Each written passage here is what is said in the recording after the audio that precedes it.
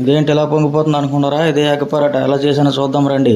ముందు పరోటా స్లైస్ తీసుకొని ఆయిల్ వేసి గిర్రం తిప్పండి. తర్వాత పొడిపిండి చల్లుకొని ఆ దవడ ఈ దవడ లేపండి.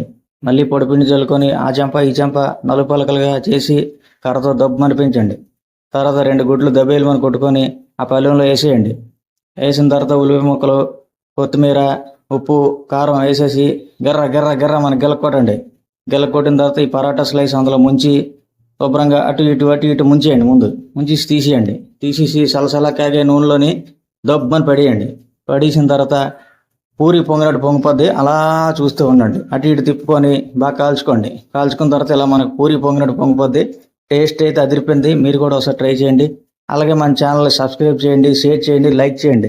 అలాగే మనకి ఇంకా ఏమేమి వీడియోలు కావాలో మీకు మా కామెంట్ రూపంలో తెలియజేయండి. చేసి డబేలుమని పడిచేద్దాం అటు ఇటు చూడకుండా.